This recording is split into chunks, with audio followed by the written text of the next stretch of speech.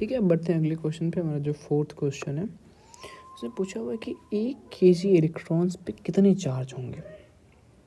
ठीक है सर, ये कैसा क्वेश्चन है यार, इजी है। देखो आपको ये दे भी रखा है ना कि एक इलेक्ट्रॉन का जो मास होता है वो कहीं ना कहीं कितना है, 9.1 इंटू 10⁻⁻31 kg है, ये दे रखा है। बात समझ में आ रही है, इजी है सर। सर एक इलेक्ट्रॉन का चार्ज आपने बता रखा है 1.6 इंटू 10⁻⁻19 कूलम, है ना। या आप ऐसा भी कह सकते हो कि सर 9.1 इंटू 10⁻⁻31 kg अगर इलेक्ट्रॉन हो, है ना, जो कि एक इलेक्ट्रॉन का ही मास है, तो उस पर इतना चार्ज होगा। क्या सिंपल है, एक इलेक्ट्रॉन का चार्ज 1.6 इंटू 10⁻⁻19 कूलम है, और उसी इलेक्ट्रॉन का मास जो है वो 9.1 टू 10⁻31 kg। तो मैं ये भी तो कह सकता हूँ कि अगर मेरे पास 9.1 टू 10⁻31 kg इलेक्ट्रॉन्स हैं, तो कहीं ना कहीं उसका जो चार्ज होगा वो 1.6 इंटू 10⁻19 कूलम होगा। बात समझ में आ रही है। तो ये बिल्कुल एक बेसिक सा क्वेश्चन बन जाता है, जो कि आपने क्लास 8 में यूनिटरी मेथड पढ़ा हुआ है, उससे सॉल्व कर सकते हैं आराम से, है ना। क्या कि सर 9.1 टू 10⁻31 kg इलेक्ट्रॉन्स का चार्ज है 1.6 इंटू 10⁻19 कूलम, है ना। तो आप मुझे 1 kg बता दो यार, 1 kg का कितना चार्ज होगा। तो अब सर 1 kg आपने पता करना है, आप क्या करो, आप सिंपली 1 kg, या इसको ऐसे सॉल्व करो। देखो इसमें मैं 1 से मल्टीप्लाई कर देता हूँ यार, देखो देखो, इससे 1 से मल्टीप्लाई कर दिया, है ना। तो ये इधर बचा sir 1 kg is equal to 1.6 into 10⁻⁻19 coulomb upon में 9.1 टू 10⁻31। इसको सॉल्व कर दीजिए।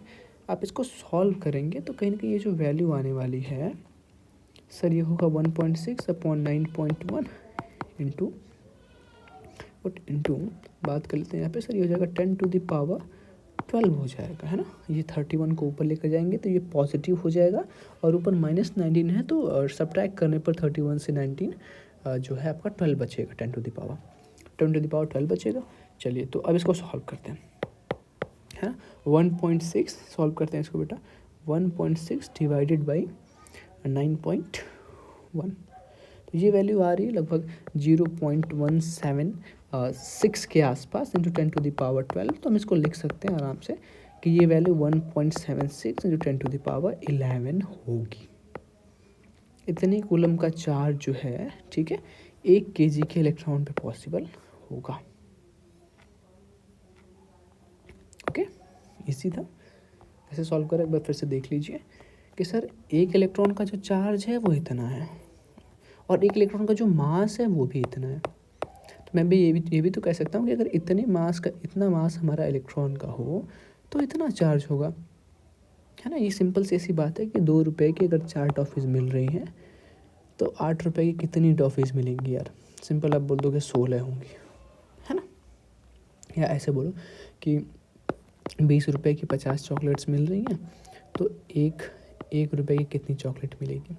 तब बोलोगे सर 50/20 चॉकलेट मिलेंगी, यानी कि 1 रुपये की 2.5 चॉकलेट मिलेंगी, ऐसा कुछ, है ना। तो वैसे ही अगर इतने मास में इतना चार्ज है ना, तो 1 kg मास में कितना चार्ज होगा ये बताना था आपने। बेसिक यूनिटरी मेथड यूज़ करा तो सर ये आंसर आ गया। ठीक है, आइए अगले क्वेश्चन की तरफ बढ़ते हैं, जो कि होगा हमारा 5th क्वेश्चन। इससे पूछा गया है कि 4/25 कूलम का चार्ज में कितने प्रोटॉन्स होंगे। यार सेम टू सेम, इसे आप खुद से ट्राई करिएगा। ठीक है, इतना कूलम चार्ज है, नेट चार्ज है किसी बॉडी पे, और प्रोटॉन्स की वजह से है, तो कितने चार्ज, एन की वैल्यू बता दो यार, यहाँ पे आंसर आ जाएगा। ठीक है, लास्ट क्वेश्चन आज का। अ metallic sphere is charge positively.